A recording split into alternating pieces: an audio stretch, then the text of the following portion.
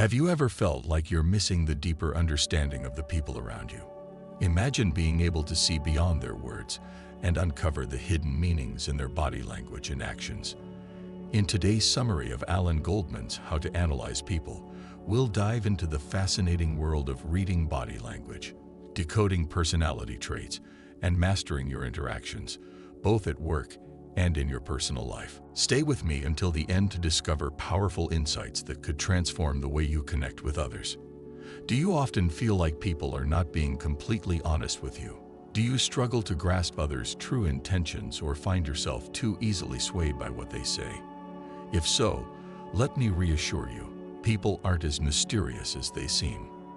Their true intentions are often right in front of you, revealed through their body language. In this summary, you'll learn how to read people's physical cues and understand what's really going on in their minds just by observing how they move. People unconsciously express their real emotions through body movements. As the saying goes, a person's face is a reflection of their heart. By observing facial expressions and body language closely, you can gain a deeper understanding of their feelings. We'll also explore the 5 key features used to analyze someone's personality. You can learn a great deal about a person from the way they dress, how they communicate, their interests, and even the type of music they enjoy or the people they spend time with. Additionally, we'll cover the 2 main types of adult relationships, those in the workplace and romantic relationships. It's crucial to understand the people you work with and your romantic partners.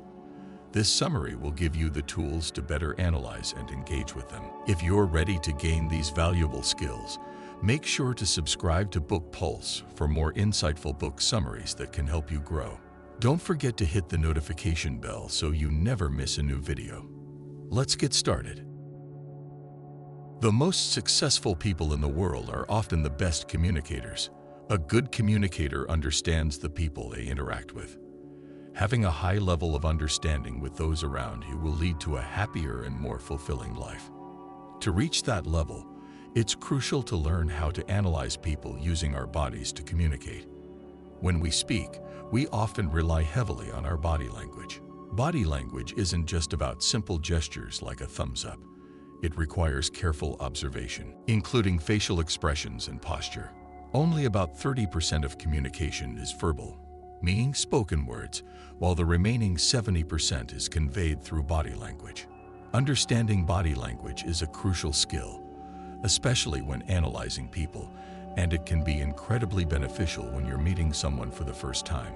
Their body language can reveal whether they are trustworthy or not. Even with people you already know, their body language can tell you a lot about what they are thinking or feeling. For instance, if a friend is nervous, you can observe their body language to pick up on this, even if they don't verbally share their problem with you. This way, you can offer your help. When we communicate, various parts of our body are involved, with the upper body being the easiest to interpret. The upper body houses vital organs like the heart and lungs, and it behaves in ways that protect these organs. Upper body analysis is particularly useful in dating situations. For example, if your date has their chest facing you, it indicates that they feel safe and trust you.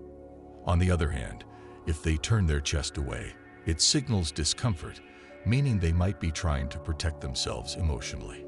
Next, let's talk about the hands. People often use their hands a lot while speaking. Those who use more hand gestures tend to be more confident and energetic. However, you can't fully understand someone just by observing their hand gestures. You need to analyze them carefully and in combination with other parts of the body. Energetic people may use low-energy hand gestures in new or unfamiliar situations, so it's important to observe hand gestures alongside other body parts. Our hands also communicate clearly through fidgeting. When people are anxious, they tend to fidget by moving their hands and arms restlessly. Actions like frequently touching their face or drumming their fingers on a table are signs that the person is uncomfortable, nervous, or even bored. Similarly, you can learn a lot from observing someone's legs. In fact, when observing body language, people often overlook this part of the body. While people can control their hands and facial expressions, they often forget about their legs, which can inadvertently reveal the truth.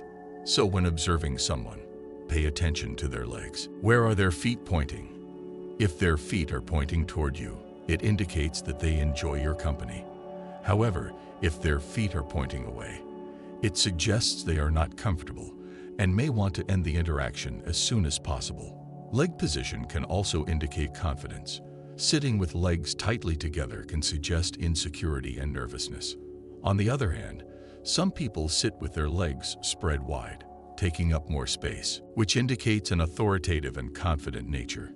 However, these observations aren't always 100% accurate, as cultural factors play a role. For example, women wearing skirts or dresses may sit with their legs close together, but that doesn't necessarily mean they are insecure. The most expressive part of our body is our face. Facial expressions can reveal a lot about a person's emotions. There are 3 key facial features that can help us understand someone's feelings: the eyebrows, eyes, and mouth. Eyebrows never lie. People often lower their eyebrows to hide their emotions. Lowered eyebrows can also indicate deep concentration. The eyes are the most expressive feature of the face. When people talk, they tend to look into each other's eyes. As they say, eyes are the windows to the soul. If someone is looking at you from a distance, you can still sense it. Often, liars avoid eye contact, but don't be fooled by this, as professional liars might look you straight in the eye while lying. Sometimes aggressive eye contact can also indicate that the person is lying. Happiness is an emotion that can be detected through the eyes. A genuine smile tightens the muscles around the eyes, creating wrinkles at the corners.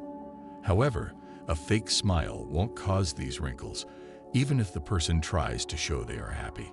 The mouth is another important part of the face. People can communicate a lot using their lips and jaw. Clenched teeth indicate discomfort and anxiety. If someone is biting their lips, it suggests they are deep in thought or possibly trying to keep themselves from speaking. Tight lips and a clenched jaw are signs of anger. The difference between anger and deep thought can be detected through the eyes. In anger, a person's eyes tend to narrow, and the gap between the eyebrows reduces. Typically, emotions are expressed through a combination of these 3 facial features. Sadness is a difficult emotion to hide. When people are sad, their mouth droops and the inner part of their eyebrows comes together and rises. Fear is another example. In fear, a person's eyebrows rise, creating wrinkles on the forehead. The lower eyelid may also rise, and sometimes the upper eyelid rises too, revealing more of the white part of the eye. Fear often causes the mouth to open slightly. However, these signs can be influenced by cultural and social standards. For instance, in Finland, eye contact is considered a friendly gesture, while in Japan, it is seen as aggressive. Nevertheless, the 3 factors mentioned below are less affected by culture and will continue to provide information. The first sign is crossed arms. This position usually indicates discomfort. When someone crosses their arms, it often means they are trying to protect themselves. The second sign is mirroring. This occurs when someone copies another person's actions, indicating interest and connection. This body language is often seen among romantic partners. The third factor is carriage, or how people hold their posture. This can be analyzed to gauge how confident a person is. Take walking and sitting as examples.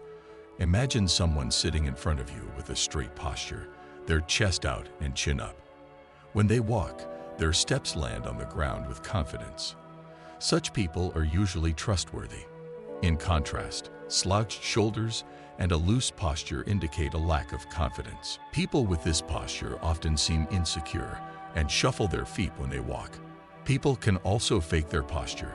Studies show that faking a confident posture can reduce stress hormones. This boosts testosterone levels, which naturally increases confidence. When analyzing someone's behavior, observe what their entire body is communicating. This will give you a more accurate result. You can try this with the following example. Imagine you're attending a party and you meet a man named Mark. Mark maintains eye contact while speaking, and there's a noticeable gap between his feet. He has his arms crossed but continues to talk with a smile.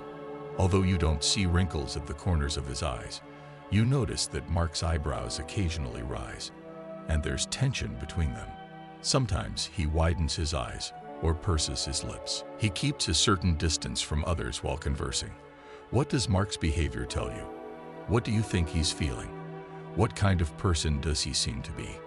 Mark is trying to hide his feelings. His eyes reveal that he's nervous and uncomfortable, even though his body posture suggests otherwise. He smiles while speaking and stands with his feet apart to appear confident. Outward personality characterization based on someone's behavior at first glance is not analysis. It's judgment. Remember, the signs you observe only offer hints about their qualities. Many people have a nature that contrasts with their behavior. They may act one way but be something entirely different. That's why it's important to always observe and not jump to conclusions. Apart from body language, there are 5 other features you can use to analyze people. The first 2 are how they dress and how they speak. Observing someone's dressing sense and fashion style isn't always reliable. Typically, well-dressed people appear to have a high level of confidence, while those who wear loose, outdated clothes might seem to lack self-esteem. However, the opposite can also be true. For example, take Rachel and Karen, colleagues at a law firm. Rachel is always well-dressed, preferring tight-fitting, fashionable clothes, while Karen often wears loose, old suits and sometimes even skips wearing a tie to the office. Despite his poor fashion choices, Karen is a confident and aggressive lawyer who doesn't care about others' opinions on his appearance. On the other hand, Rachel, though always dressed sharply, feels insecure and lacks self-esteem. She dresses well because she believes a lawyer should project a strong image. The way people speak also reveals their confidence level. Confident and comfortable individuals speak in a particular manner, usually at a moderate volume and with ease. In contrast, those who speak quickly or loudly may be uncomfortable or anxious. The third feature is people's habits and interests. A person's true nature can often be uncovered through their habits. Do you know someone who does a lot of social work? Such individuals tend to be kind-hearted and compassionate. Pet owners, too, are generally caring and nurturing. Those who follow a strict schedule might be control freaks. Another habit to observe is their social media presence. People often express their opinions online. However, those who frequently use social media might lack self-confidence and could be desperate for human contact. The last 2 features are the type of music they listen to and the kind of people they befriend. Heriot-Watt University once conducted a study involving 36,000 participants to explore the link between people's personalities and their taste in music. The researchers found that associating rock and rap music with aggression is a misconception. People who enjoy rock and heavy metal are often introverts, gentle, and creative. Those who listen to rap and hip-hop are typically extroverted and have high self-esteem. Pop music lovers tend to be more honest and extroverted compared to others, though they may lack creativity. Those who prefer country or classical music were found to be emotionally stable. You can also learn a lot about someone by observing their friends. People form friendships for various reasons, one of which is reciprocal altruism, meaning people tend to befriend those who share qualities and traits they value. Take Naomi and Jennifer as an example. Jennifer is Naomi's best friend, and compared to Naomi's other friends, Jennifer is more kind-hearted and generous, indicating that Naomi greatly values kindness and generosity. People usually prefer friends who are like them. Close friends often share similar hobbies and interests. Individuals feel more comfortable around those who share similar opinions. This means that friends often have the same values and morals. Evaluating individuals in the workplace. Adults spend more than 30% of their lives at the office, which is why we often develop deep relationships with our colleagues. They become like a second family. Therefore, it's crucial to have a good understanding of the people you work with. The first person you need to understand is your boss. Understanding your boss's habits will help you maintain a positive relationship with them. enabling you to work more effectively in a better environment. You get a chance to analyze your boss during the interview itself. This is when you can decide whether you want to work with them or not. You can also ask them questions to get a better understanding of their character.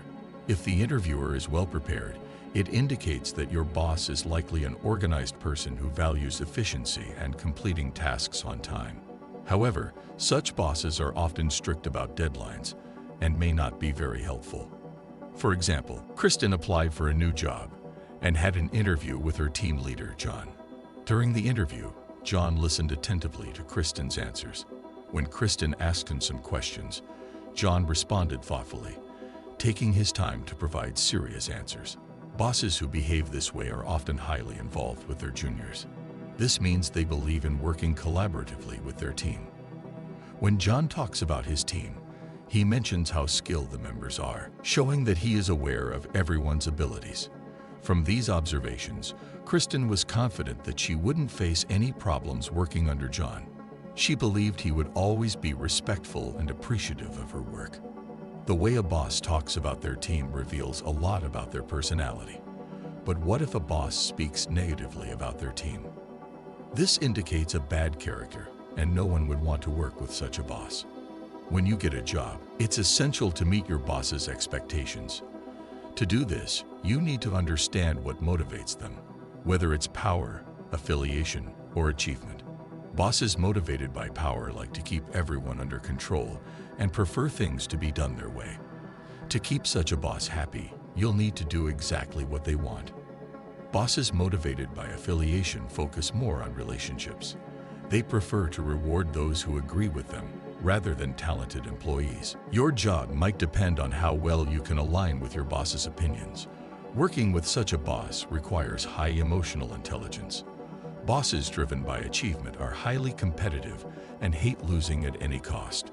This type of boss will likely interfere in your work and become irritated if they don't receive information promptly.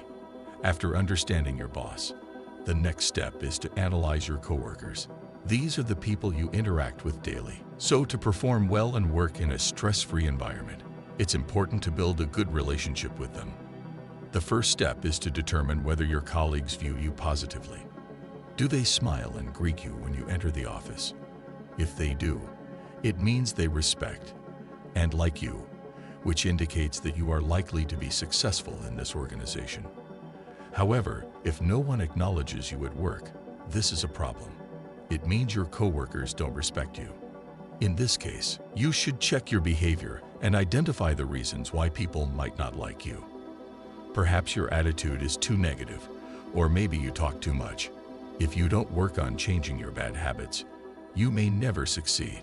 Sometimes it can be difficult to recognize whether you're being ignored at the workplace because relationships at work can be both personal and professional.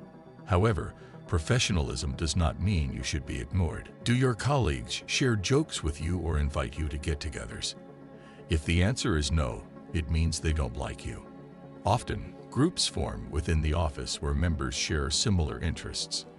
These groups can be useful in preventing wrongdoings in the workplace. However, they also have their downsides. Sometimes group members may start bullying other employees. Assessing romantic links.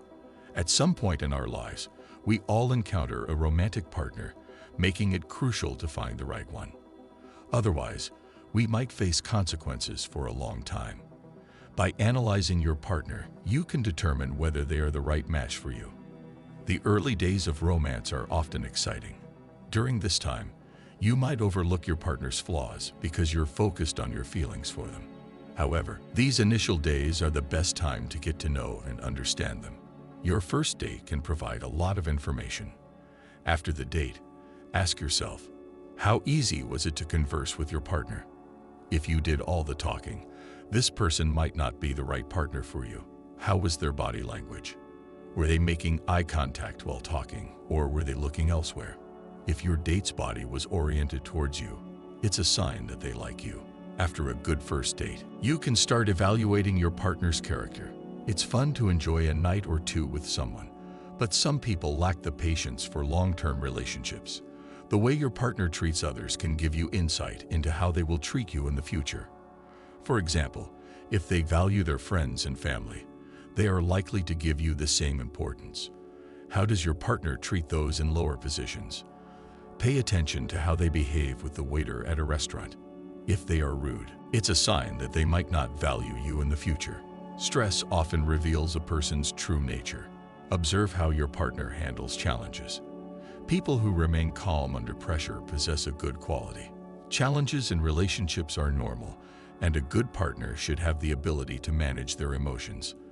Another valuable sign to watch for is how your partner controls their anger. Do they become destructive when angry?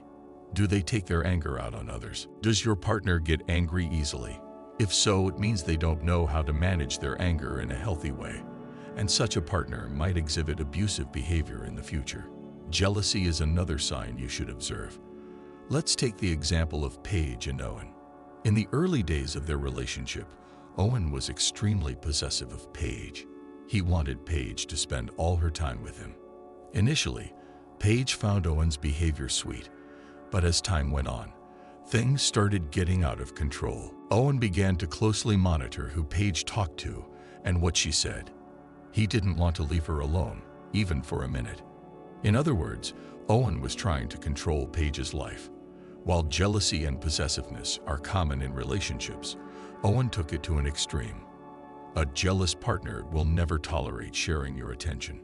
In such a relationship, you'll never have personal space, and you'll constantly feel like someone else is controlling your life. This can have a significant impact on your other relationships. People like Owen never trust their partners and always try to control their lives. That's why it's important to recognize the early signs of jealousy as soon as possible. During casual conversations, you should ask your partner questions to analyze their behavior. Ask them about their hobbies, opinions, and other relationships. However, make sure they don't realize you're studying them. Otherwise, they might not give honest answers. Conclusion. In this video, we explored how to read and interpret body language to understand whether someone is feeling confident or nervous. By focusing on their hands, feet, and facial expressions, particularly their eyes, eyebrows, and mouth, you can gain valuable insights into their true emotions and intentions. Next, we delved into how you can assess personality traits through 5 key indicators. From observing how someone dresses and speaks, to understanding their musical preferences, habits, and the nature of their friendships, these elements provide significant clues about who they really are. We also covered how to evaluate individuals in the workplace. By analyzing your boss during the interview process, you can understand what drives them, while observing your coworkers' behavior can help you foster better relationships and create a more positive work environment. Finally, we touched on how to analyze romantic partners. By paying attention to your partner's behavior, particularly during stressful situations, you can gain a clearer understanding of their true nature, helping you make informed decisions about the future of your relationship. As social beings, it's essential to understand those around us, but this isn't always easy. Miscommunication can often lead to strained relationships, but by learning to analyze people effectively, you can enhance your connections and lead a more fulfilling life. If you found these insights valuable, I encourage you to like the video and share it with anyone who might benefit from this information. And if you haven't already, be sure to subscribe to Book Pulse for more detailed book summaries and content that can help you grow personally and professionally. Your support means a lot, and I look forward to seeing you in the next video. Keep learning and stay curious.